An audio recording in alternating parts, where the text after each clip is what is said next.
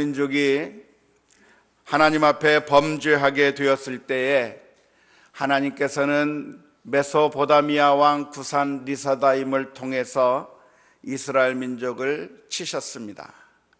8년 동안 이스라엘 민족은 구산 리사다임의 압제 가운데서 신음하고 고통하면서 살아야 되었는데, 그 고통 가운데서 이스라엘 민족은 하나님을 향해서 울부짖었습니다.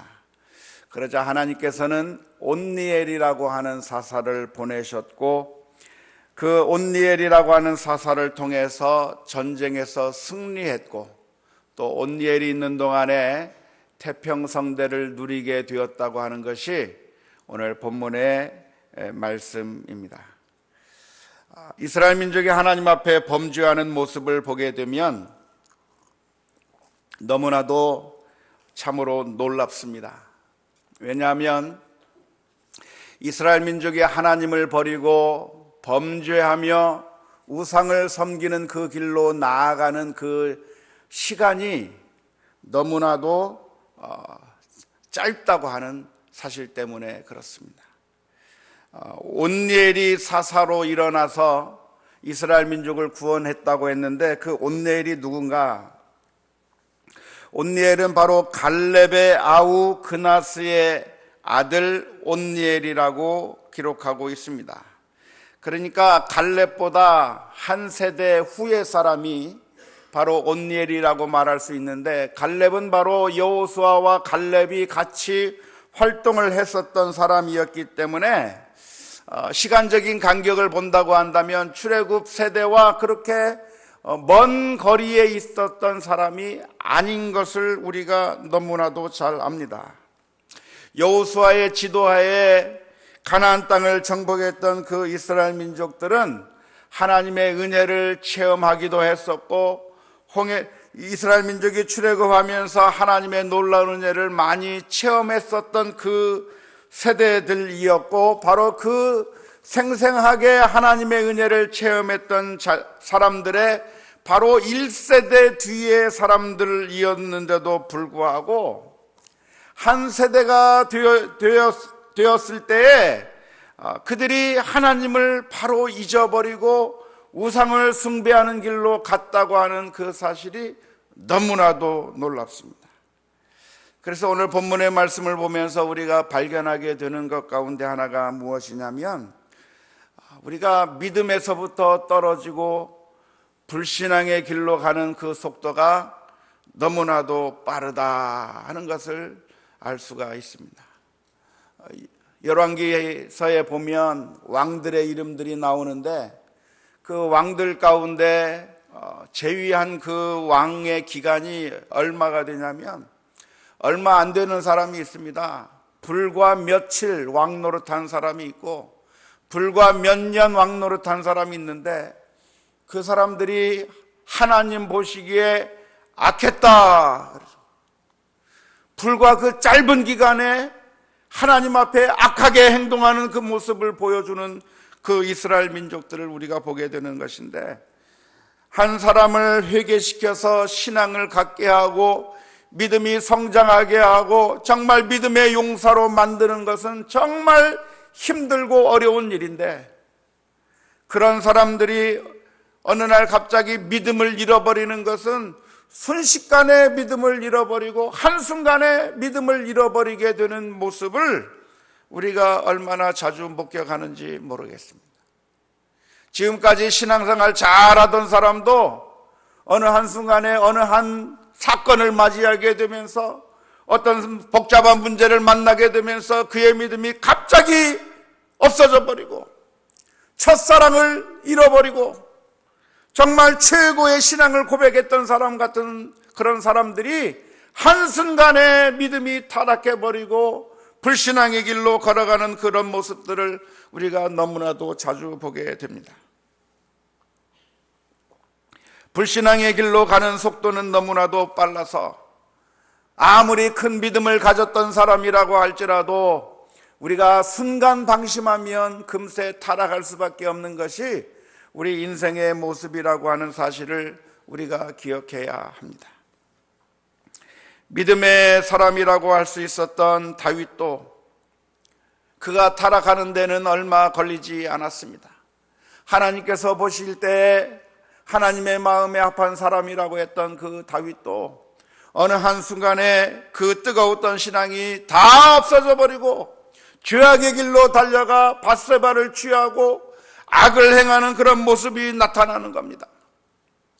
아무리 전에는 큰 믿음을 가졌던 사람이라고 할지라도, 우리가 목사와 장로가 된다 할지라도 순식간에 타락할 수가 있고, 12 제자로 살았던 사람들 가운데서도 순식간에 타락하는 그런 모습들을 우리가 발견하게 되는 것입니다.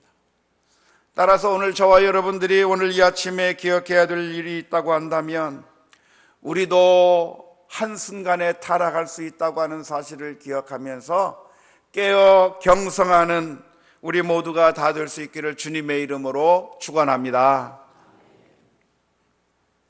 그런데 이스라엘 민족이 타락의 길로 가게 된 이유를 살펴보게 된다고 하면,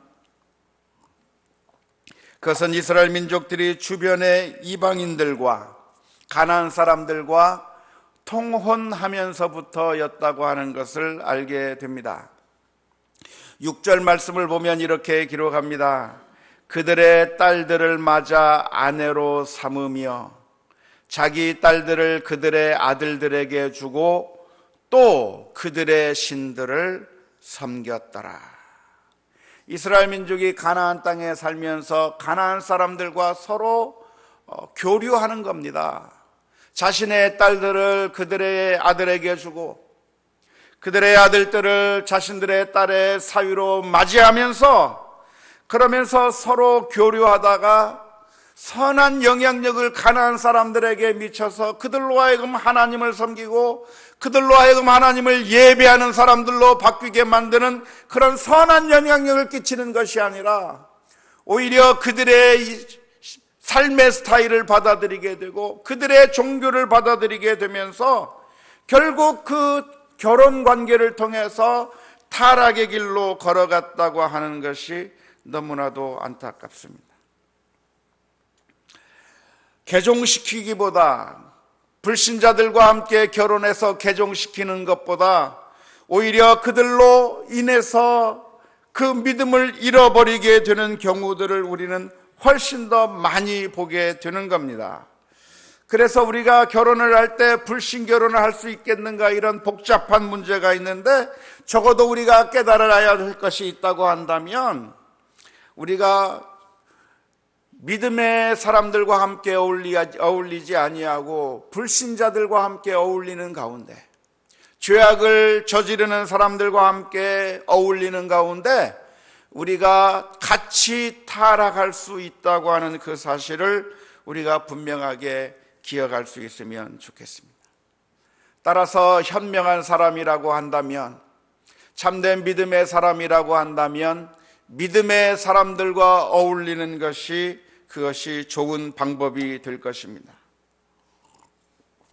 시편 1편 1절 2절 말씀은 이렇게 기록합니다.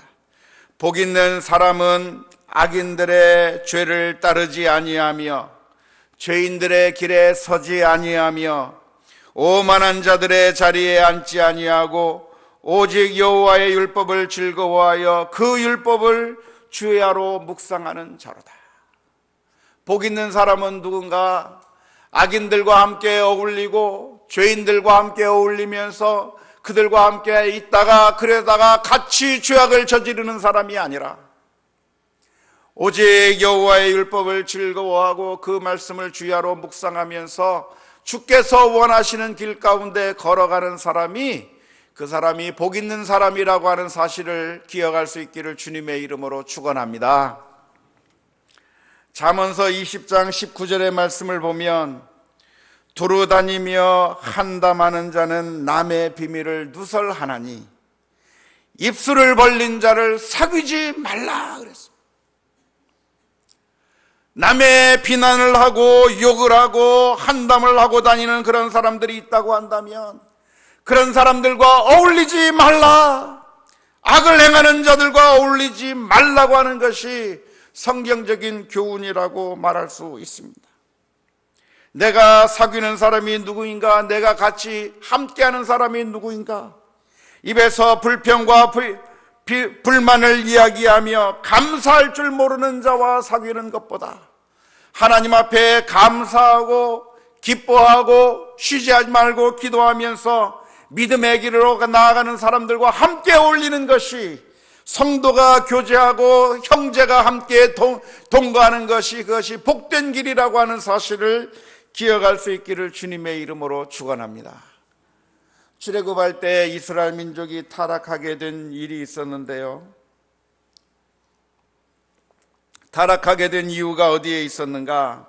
민수기 11장 4절 말씀에 보면 이스라엘 민족 가운데 섞여 사는 그런 이방 민족들이 있었습니다. 이스라엘 민족이 애굽에서부터 탈출해서 나오게 되었을 때 이스라엘 민족만 나온 것이 아니라 함께 살던 다른 잡족들도, 다른 인종들도 같이 출애굽하면서 나오게 되었는데, 그 함께 나왔던 그런 다른 인종들이 이스라엘 민족 가운데서 불평과 불만을 이야기하기 시작하는 겁니다. 하나님의 은혜를 말하면서 우리가 예전에 종살이 하던 그 험난한 세월 가운데서 우리가 해방되어 나와서 지금 우리가 자유를 누리고 있는 것이 얼마나 감사한가? 우리가 자유의 땅을 밟고 있고, 우리가 저 맑은 하늘을 바라볼 수가 있고, 우리가 저 가나안 땅을 향해서 갈 수 있다고 하는 것이 얼마나 감사한가? 감사하며 기뻐하는 사람들 사이에 있었던 것이 아니라 이스라엘 민족 가운데서 잡족들이 불평과 불만을 말하기 시작을 합니다. 먹을 것이 없다, 마실 물이 없다, 불평하기 시작하고 탐욕을 품기 시작하자 그것이 전염병처럼 퍼지기 시작하는 겁니다. 하나님 앞에 감사하는 그 감사의 마음이 전염되는 것이 아니라 불평과 불만을 터뜨리는 그런 그 불만들이 전염병처럼 퍼지기 시작하면서 이스라엘 민족들이 타락하기 시작했다고 하는 사실입니다. 오늘 저와 여러분들이 얻어야 될 교훈이 있다고 한다면, 믿음의 사람들과 함께 지내면서 우리가 선한 영향력들을 발휘하고 참된 믿음들을 전파하는 그런 믿음의 전파자, 사랑의 전파자가 다 되는 그런 우리 모두가 다 될 수 있기를 주님의 이름으로 축원합니다. 하루는 제가 집에 들어갔더니 제 아내가 싱글벙글 하고 있어요. 그래서 무슨 일인가 했더니 인터넷에서 글을 찾아서 읽었는데 아주 가슴 따뜻한 이야기를 하나 읽은 거예요. 무슨 이야기를 읽었냐면, 어떤 사람이 아파트에 사는데 어떤 아파트에 사는 사람이 자기 윗집에다가 매물을 하나 줬습니다. 매물을 줬는데 뭐라고 매물을 줬냐면, 윗집에 사는 그 사람에게, 꼬마에게 편지를 써서 이런 내용의 편지를 썼어요. 얘야, 겨울이 되어서 추운데 밖에 나가 놀지도 못하고 집안에만 있어야 되는 네가 참 마음이 좀 그렇구나 하면서 집안에서 있다 보면 밑에 집 사람 생각이 나서 신나게 뛰어놀지도 못하고 그렇게 지낼 텐데, 아저씨는 괜찮으니까 겨울 동안에 마음껏 뛰어도 괜찮다. 층간소음 걱정하지 말고 그냥 마음껏 뛰어라. 그런 내용을 아래층 아저씨가 해가지고 그런 쪽지를 써서 윗집에다 보내줬다고 하는 그런 내용을 읽었어요. 그래가지고 그걸 읽고 나니까 자기도 그렇게 한번 해보고 싶더래요. 그래가지고 메모를 썼어요. 메모를 써가지고 윗집 꼬마 아이에게, 밑에 있는 아줌마야, 겨울 동안에 아파트에 있는 동안 많이 답답하지. 아랫집 생각하지 말고 마음껏 뛰어도 괜찮아. 겨울 동안에 마음껏 뛰고 봄이 되면 나가서 뛰어놀으렴 해가지고 아랫집 아줌마가 해가지고 글씨 써가지고 과일과 함께 윗집에다가 걸어놨더니 조금 전에 윗집에서부터 인터폰 전화가 왔다는 거예요. 너무나도 감동받았다고. 그래가지고 그 이야기를 듣고 얼마나 기분이 좋은지, 그게 너무나도 행복하다는 거예요. 한번 해보세요. 그 뒤로 시끄럽게 구냐면 저는 집에 잘 안 있어서 잘 모르겠는데 별로 뛰는 것 같지도 않아요. 선한 영향력들을 끼치면서 살면 얼마나 좋을까. 다른 사람들이 악을 행하는 그런 모습을 보고 약한 자들을 비난하고 약한 자들을 학대하는 그런 모습에 함께 동참하면서 악을 행하면서 하나님의 마음을 아프게 하는 그런 일들에 동참할 것이 아니라 하나님께서 기뻐하시는 일들을 생각하면서 그 일들에 동참하는 그런 우리 성도들이 다 되었으면 좋겠습니다. 선생님을 빗자루로 때리는 그런 나쁜 그런 사람들이 될 것이 아니고, 다른 사람들을 힘들게 하고 괴롭게 하는 일들에 우리가 동참할 것이 아니라 정말 하나님께서 원하시는 기뻐하시는 일이 무엇일까를 생각하면서 하나씩 하나씩 선한 영향력들을 우리가 발휘할 수 있는 그런 우리 모두가 다 될 수 있기를 주님의 이름으로 축원합니다.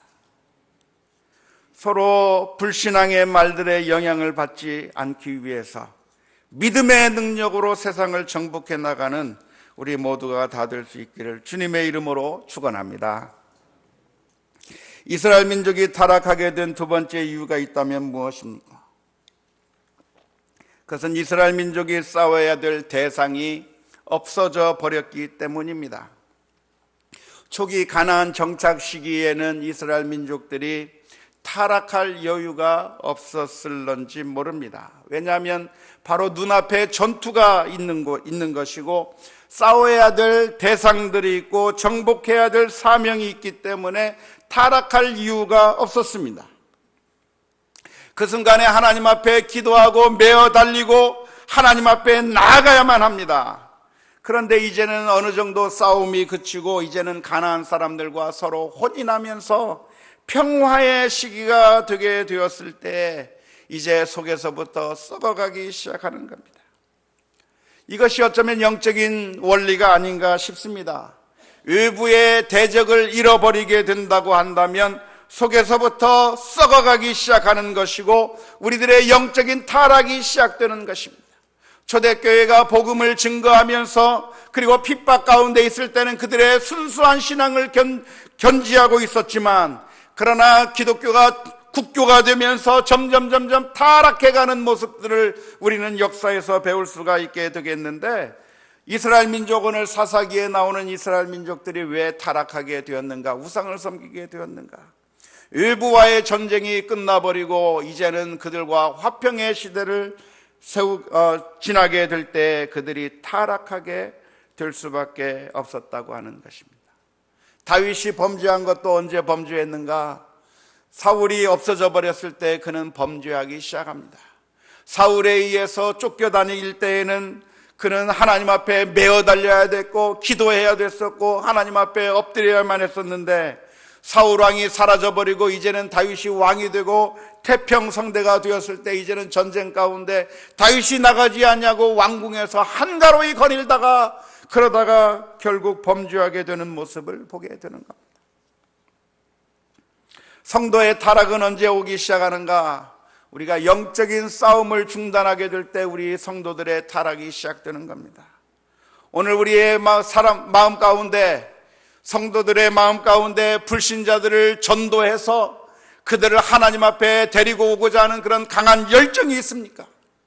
이 세상에 죽어가는 사람들이 너무나도 많고 하나님의 말씀을 몰라서 죽어가는 사람들이 많기 때문에 그들을 어떻게 하면 저 영적인 포로된 사람들을 데리고 와서 그들을 구원해낼까라고 하는 그런 강력한 소망들이 우리에게 없으면, 우리가 교회 안에서 서로 별것도 아닌 것 가지고 서로 다투고 싸우면서 희한한 것들이 다 문제가 되기 시작한다고 하는 것입니다. 하나님께서는 타락한 이스라엘 민족을 향해서 채찍을 드셨는데 구산 리사다임이라고 하는 사람을 들어서 이스라엘 민족을 채찍질하게 하셨습니다. 구산 리사다임이라고 하는 사람의 뜻은 꽃배기로 사악한 자라고 하는 사람입니다. 그런데 바로 이 이스라엘 민족을 하나님께서는 구산 리사다임을 들어서 치셨는데 이것이 이스라엘 민족에게는 축복이었음을 저희들이 발견하게 됩니다. 왜냐하면 고난을 통해서 사람들은 하나님을 찾게 되기 때문에 그렇습니다. 하나님께서 우리들의 삶 가운데서 고통을 허락하신다고 한다면 그것은 크게 보면 하나님의 축복이 아닐 수가 없습니다. 하나님의 심판은 하나님의 사랑이 들어있고 하나님의 사랑이 숨겨져 있기 때문에 그걸 통해서 이스라엘 민족들이 하나님 앞에 울부짖게 되었고 하나님께서는 온니엘이라고 하는 사사를 통해서 구원해 주시는 그런 놀라운 예 역사를 베풀어 주신 것을 우리가 본문에서 발견하게 됩니다. 이 온니엘이라고 하는 사사는 별로 특징적인 것이 없어 보입니다. 드보라나 기드온이나 삼손과 같은 그런 드라마틱한 장면들이 없는 것 같지만 아주 간단하게 오늘 본문의 말씀 가운데서는 기록하고 있습니다.